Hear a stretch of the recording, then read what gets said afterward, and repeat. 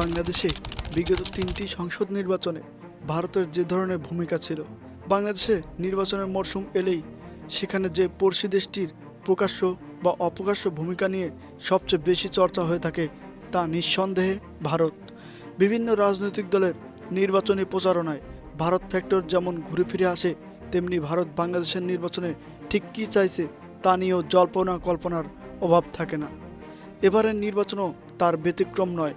বস্তুত বিরোধী দল বিএনপির এক শীর্ষ নেতা তো প্রকাশ্যেই এমন অভিযোগ করেছেন যে দিল্লি আসলে বাংলাদেশের নাগরিকদের ভাগ্য ছিনিয়ে নিয়েছে।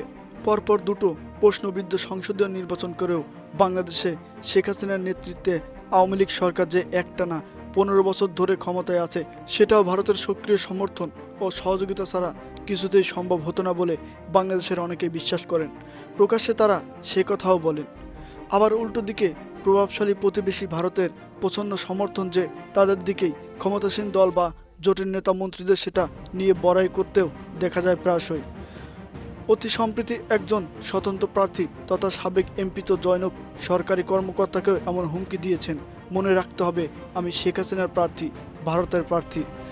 তাদের সেই টেলিফোনের কথোপকথনের অডিও ফাঁস হয়ে ভাইরাল হলে তা তুমুল আলোচনার জন্ম নিয়েছে এবং এই ধরনের উদাহরণ অজস্র। ভারত অবশ্য আনুষ্ঠানিকভাবে কখনোই স্বীকার করে না যে প্রতিবেশী বাংলাদেশের নির্বাচনে তারা কোনো ভূমিকা পালন করে বা আদৌ হস্তক্ষেপ করে। বরং বাংলাদেশের গণতান্ত্রিক ভবিষ্যৎ নির্ধারণের অধিকার একান্তভাবেই সে দেশের নাগরিকদের, এটাই সরকারিভাবে ভারতের ঘোষিত অবস্থান। তবে দিল্লিতে একান্ত আলোচনায় সরকারি কর্মকর্তা, কূটনীতিবিদ বা বিশ্লেষকরা একটা কথা অবশ্য মেনে নেন, পৃথিবীতে সব দেশই চায় তাদের আশেপাশে বন্ধুত্বপূর্ণ সরকার থাকুক, আর ভারতও তার ব্যতিক্রম নয়। ভারতও চায় বাংলাদেশে এমন একটি সরকার আসুক যাদের সঙ্গে তাদের কাজ করতে সুবিধা হবে এবং সম্পর্ক সহজ থাকবে। কিন্তু ঢাকাতে একটি বন্ধুত্বপূর্ণ সরকারকে ক্ষমতায় দেখতে চেয়ে দিল্লি আসলে কতটা তৎপরতা দেখিয়েছে তা নিয়ে বাংলাদেশের জল্পনা কল্পনা কম হয়নি। সে দেশে বহু রাজনীতিবিদ ও পর্যবেক্ষকই মনে করেন দিল্লির এই সক্রিয়তা কিছুটা হয়েছে প্রকাশ্যে আর বেশিটাই পর্দার আড়ালে। এই প্রতিবেদনে আমরা ফিরে তাকাচ্ছি 2008, 2014 ও 2019 সালে বাংলাদেশের বিগত 3টি সংসদীয় নির্বাচনে ভারতের সেই কথিত ভূমিকার দিকে।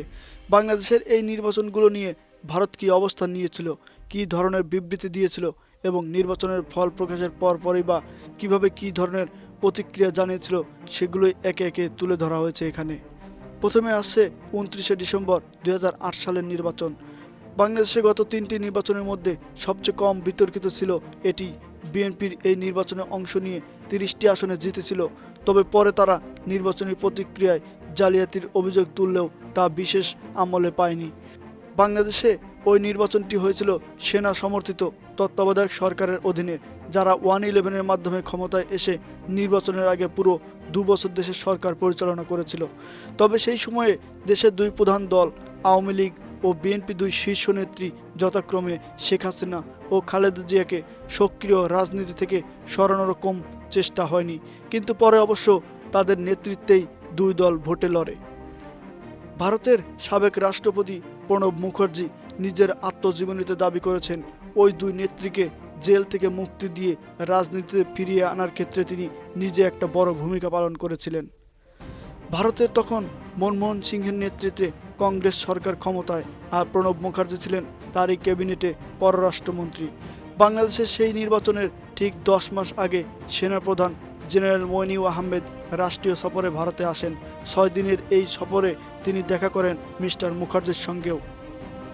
দ্য কোয়ালিশন ইয়ার্স বইতে প্রণব মুখার্জি জানিয়েছেন, হাসিনা, খালেদা সহ সব রাজনৈতিক বন্দীকে মুক্তি দেওয়ার জন্য তিনি সে সময় বাংলাদেশের সেনাপ্রধানের কাছে অনুরোধ জানান। শেখ হাসিনা ছাড়া পেলেও তাকে বরখাস্ত করে দেবেন, এটা ভেবে জেনারেল একটু উদ্বিগ্ন ছিলেন। কিন্তু আমি নিজে দায়িত্ব নিয়ে তাকে বলি, শেখ হাসিনা ক্ষমতায় ফিরে এলেও তার চাকরি বহাল থাকবে। এমনকি মার্কিন প্রেসিডেন্টের হস্তক্ষেপ চেয়ে আমি তার সঙ্গে অ্যাপয়েন্টমেন্টের ব্যবস্থা করি, ওই বইতে লিখেছেন প্রণব মুখার্জি। ফলে 2008-এর নির্বাচনে শেখ হাসিনা ও খালেদা জিয়া যে শেষ পর্যন্ত লড়তে পেরেছিলেন, তার পেছনে ভারতের সক্রিয় ভূমিকার কথা নিজের বইতে স্বীকার করে গেছেন ভারতের তৎকালীন পররাষ্ট্রমন্ত্রী। শেখ হাসিনার সঙ্গে তার পারিবারিক ও ব্যক্তিগত সম্পর্ক ছিল খুব ঘনিষ্ঠ। বস্তুত প্রণববাবুকে শেখ হাসিনা সম্বোধন করতেন কাকাবাবু বলে। এই ঘনিষ্ঠতার জোরেই তিনি জেনারেল মইনুল আহমেদকে শেখ হাসিনার হয়ে প্রতিশ্রুতি দিতে পেরেছিলেন। প্রণববাবুর লেখায় সেই ইঙ্গিত ছিল। ভারত এটাও চাইছিল যাতে 2008 সালের নির্বাচনে বিএনপি কোনোভাবেই ক্ষমতায় না ফিরতে পারে। খালেদা জিয়ার দ্বিতীয় মেয়াদে অনেকটা সময় ঢাকার ভারতীয় হাই কমিশনার ছিলেন ভীনা সিকরি। তিনি বিবিসিকে বলেছিলেন, এটা কোনো গোপন কথা নয় যে সে সময় দিল্লি ও ঢাকার সম্পর্ক একেবারে তলানিতে গিয়ে ঠেকেছিল। দ্বিপাক্ষিক বাণিজ্য, যাতায়াত, সহযোগিতা সবই লাটে ওঠার উপক্রম হয়েছিল। ভারতের উত্তর পূর্বে জঙ্গিরা সরাসরি মদত পাচ্ছিল। এই অবস্থাটা যে অবিলম্বে পাল্টানোর দরকার তা নিয়ে দিল্লিতে কোনো দ্বিমত ছিল না। তবে ভীনা সিকরি এটাও মনে করিয়ে দিচ্ছিলেন, বিএনপিকে ক্ষমতা থেকে সরানোর জন্য ভারতকে কিছু করতে হয়নি, কারণ বাংলাদেশের জনগণের বিপুল সমর্থনে 3/4 বেশি আসনে জিতে আওয়ামী লীগ সেবার ক্ষমতায় এসেছিলেন। শেখ হাসিনার বিপুল জয়লাভের পর ভারত সরকার তাকে স্বাগত জানিয়ে নির্বাচনের পরের দিন যে বিবৃতি দিয়েছিলেন সেটিও প্রাণিধানযোগ্য। প্রণব মুখার্জির মন্ত্রণালয়ে জারি করা ওই বিবৃতিতে সেদিন বলা হয়, ঘনিষ্ঠ ও বন্ধু প্রতিবেশী দেশে সুষ্ঠু, অবাধ ও শান্তিপূর্ণ সাধারণ নির্বাচনের মাধ্যমে যেভাবে বহুদলীয় গণতন্ত্রের প্রত্যাবর্তন ঘটল, তাতে ভারত বাংলাদেশের মানুষকে অভিনন্দন জানায়। শেখ হাসিনার নেতৃত্বে আওয়ামী লীগ ও মহাজোটের এই ঐতিহাসিক বিজয় সমগ্র দক্ষিণ এশিয়ার গণতান্ত্রিক রাজনীতিতে একটি বিরাট মাইল ফলক। বিপুল সংখ্যায় ভোটারদের যোগদান ও নির্বাচনী প্রতিক্রিয়ায় সুষ্ঠু সম্পাদন আসলে গণতন্ত্রের মহান জয়। বাংলাদেশের জনগণ গণতান্ত্রিক পরস্পরে তাদের আস্থা পুনর্ব্যক্ত করেছেন এবং উন্নয়ন ও প্রগতির পক্ষে এক বাক্যে রায় দিয়েছেন। বাংলাদেশের সদ্য নির্বাচিত শেখ হাসিনা সরকারের সঙ্গে ঘনিষ্ঠ সম্পর্ক রেখে কাজ করার অঙ্গীকার করা হয়েছিল ওই বিবৃতিতে, যে কথা দিল্লি আজও অক্ষরে অক্ষরে মেনে চলেছে বলে বহু পর্যবেক্ষকই মনে করেন। 5 জানুয়ারি 2014 সালের নির্বাচন। বাংলাদেশের এই নির্বাচনটিতে ভারতের তথাকথিত হস্তক্ষেপ সম্ভবত সবচেয়ে বেশি আলোচনা সমালোচনার জন্ম দিয়েছে। আর তার কারণ হলো নির্বাচনের ঠিক 1 মাস আগে ভারতের তৎকালীন শীর্ষ কূটনীতিবিদদের বিতর্কিত এক ঢাকা সফর। ভারতের তদানীন্তন পররাষ্ট্র সচিব সুজাতা সিং 2013 সালের 4 ডিসেম্বর সরকারি সফরে মাত্র 24 ঘন্টার জন্য বাংলাদেশে আসেন। ওই সংক্ষিপ্ত সফরে তিনি একে একে প্রধানমন্ত্রী শেখ হাসিনা, তৎকালীন বিরোধী নেত্রী খালেদা জিয়া ও জাতীয় পার্টির চেয়ারম্যান জেনারেল হুসাইন মোহাম্মদ এরশাদের সঙ্গে আলাদা আলাদা বৈঠক করেন। সুজাতা সিং আলোচনায় বসেন বাংলাদেশের তখনকার পররাষ্ট্রমন্ত্রী মাহমুদ আলী ও পররাষ্ট্র সচিব এম শহীদুল হকের সাথে। এছাড়াও বাংলাদেশের প্রথম সারির সব গণমাধ্যমের সম্পাদকের সঙ্গেও তার একটি মত বিনিময় সভার আয়োজন করা হয়। ভারতীয় পররাষ্ট্র সচিবের সেই সফরের আগেই প্রধান বিরোধী দল বিএনপি জানিয়ে দিয়েছিল তারা নির্বাচনে অংশ নেবে না। নির্বাচন থেকে সরে দাঁড়ানোর কথা জানিয়েছিল জাতীয় পার্টিও। ভারত ও বাংলাদেশের গণমাধ্যমে তখন লেখা হয়েছিল জাতীয় পার্টিকে চাপ দিয়ে নির্বাচনে নিয়ে আসতে এবং নির্বাচনকে একটি গ্রহণযোগ্য চেহারা দিতে সুজাতা সিং জেনারেল এরশাদের সঙ্গে দেখা করেছেন। জাতীয় পার্টির প্রধান নিজেও সেরকম ইঙ্গিত দিয়েছিলেন। তবে জেনারেল এরশাদ প্রথমে সেই অনুরোধে রাজি না হলেও পরে সরকারের চাপে নির্বাচনে আসতে বাধ্য হন এবং বিএনপির অনুপস্থিতিতে জাতীয় পার্টি প্রধান বিরোধী দলের ভূমিকা নেয়। 5 ডিসেম্বর 2013 তারিখেই ঢাকাতে সাংবাদিকদের সামনে সুজাতা সিং অবশ্য দাবি করেছিলেন যে কোনো গণতন্ত্রের বিরোধী দলের একটা খুব গুরুত্বপূর্ণ ভূমিকা থাকে এবং খালেদা জিয়া ও জেনারেল এরশাদের সঙ্গে তার বৈঠক বাংলাদেশের গুরুত্বপূর্ণ রাজনৈতিক দলগুলোর সঙ্গে ভারতের চলমান সংলাপ প্রক্রিয়ারই অংশ। ঢাকায় তখনকার ভারতীয় রাষ্ট্রদূত পঙ্কজ শরণকে পাশে নিয়ে সুজাতা সিং সেদিন আরও বলেন, ভারত যে একটি স্থিতিশীল, শান্তিপূর্ণ, প্রগতিশীল বাংলাদেশকে দেখতে চায় এবং গণতান্ত্রিক প্রক্রিয়ার সফল সম্পাদনের উপর গুরুত্ব দেয়। আমরা এই বৈঠকগুলোতে আমি সেই বিষয়টির উপরে জোর দিয়েছি। ঢাকা মিডিয়াতে ভারতীয় পররাষ্ট্র সচিবের সেই মন্তব্যের ব্যাখ্যা করা হয়েছিল এভাবে, বাংলাদেশের নির্বাচনকে ইনক্লুসিভ বা অংশগ্রহণমূলক দেখানোর জন্যই ভারত সক্রিয় প্রচেষ্টা চালাচ্ছে। দিল্লিতে একটি নামধারী থিঙ্ক ট্যাঙ্কের সিনিয়র ফেলো ও বাংলাদেশের বিশেষজ্ঞ সামরিক পট্টনায়ক অবশ্য মনে করেন সুজাতা সিংয়ের সেই সফরকে গণমাধ্যমের ভুলভাবে ব্যাখ্যা করা হয়েছিল। বিরোধী দলগুলোর বাদ দিয়েও কোনো নির্বাচন হলে তা আন্তর্জাতিক পর্যায়ে স্বীকৃতি পাবে না এবং বাংলাদেশ একটা সংকটের মুখে পড়বে, যা ভারতের জন্য কাঙ্ক্ষিত নয়। এই আশঙ্কা থেকেই দিল্লি ওই পদক্ষেপ নিয়েছিল বলে ডক্টর পট্টনায়কের অভিমত। যাই হোক, শেষ পর্যন্ত বিএনপি বিহীন ওই নির্বাচনে নির্বাচন কমিশনের হিসেবে প্রায় 40% কাছাকাছি ভোট পড়ে ও আওয়ামী লীগ 234টি আসনে জেতে। ভারত মনে করেছিল বিএনপি না এলেও জাতীয় পার্টিকে নির্বাচনী ময়দানে নিয়ে আসতে পারায় এবং মোটামুটি রিজনেবল একটা ভোট প্রদানের হার নিশ্চিত হওয়ায় বাংলাদেশের ওই নির্বাচনের মান্যতা পেতে সমস্যা হবে না। নির্বাচনের দিনই ভারতীয় পররাষ্ট্র মন্ত্রণালয়ের মুখপাত্র সৈয়দ আকবর উদ্দিন এক বিবৃতিতে জানান, বাংলাদেশের 5 জানুয়ারির নির্বাচন ছিল একটি সাংগঠনিক প্রয়োজনীয়তা। সহিংসতা কখনোই এগোনোর পথ হতে পারে না। বাংলাদেশের গণতান্ত্রিক ধারাকে অবশ্যই তার নিজস্ব পথে চলতে দিতে হবে, আরও মন্তব্য করেন তিনি। এর ঠিক এক সপ্তাহ পর আবার বাংলাদেশের প্রধানমন্ত্রী হিসেবে শপথ নেন শেখ হাসিনা। যে বিশ্ব নেতারা তাকে সবার আগে অভিনন্দন জানিয়েছিলেন তাদের মধ্যে ছিলেন ভারতের প্রধানমন্ত্রী মনমোহন সিংহ। 12 জানুয়ারির সন্ধ্যার দিকে শেখ হাসিনাকে টেলিফোন করে তিনি অভিনন্দন জানান এবং বলেন, বাংলাদেশের গণতান্ত্রিক প্রতিষ্ঠানগুলোকে শক্তিশালী করার জন্য আমি আপনার দেশের জনসাধারণের উদ্যোগে সাফল্য কামনা করছি। 30 ডিসেম্বর 2018 সাল। 5 বছর আগের অভিজ্ঞতা থেকে শিখেই বা অন্য যে কোনো কারণে বাংলাদেশের 2018 নির্বাচন থেকে ভারত কিন্তু সচেতনভাবে একটা দূরত্ব বজায় রাখছিল বেশ কয়েক মাস আগে থেকেই, অন্তত প্রকাশ্য তো বটেই। নির্বাচনের ঠিক 10 দিন আগে ভারতের পররাষ্ট্র মন্ত্রণালয়ের মুখপাত্র রবিশ কুমার তার সাপ্তাহিক ব্রিফিংয়ে বলেন, বাংলাদেশের নির্বাচন প্রসঙ্গে বলবো, এটা একান্তভাবেই সে দেশের অভ্যন্তরীণ বিষয়। বাংলাদেশ শুধু আমাদের ঘনিষ্ঠ প্রতিবেশী ও তরুণ সহযোগী নয়, সে দেশে খুব প্রাণবন্ধু একটি গণতন্ত্র রয়েছে। আমরা বাংলাদেশের সেই গণতন্ত্রের কার্যক্রমকে সম্মান করি, আরও জানান তিনি। তবে ভারতের এই আপাত নিষ্ক্রিয়তার পেছনে যেটাকে সবচেয়ে বড় কারণ বলে মনে করা হচ্ছিল তা হলো বাংলাদেশের ওই নির্বাচনে বিএনপির অংশগ্রহণের সিদ্ধান্ত। সেবারে বিএনপি তাদের সমমানা আরও কিছু দলকে সঙ্গে নিয়ে ঐক্য জোট গঠন করে ভোটের লড়াই সিদ্ধান্ত নিয়েছিল।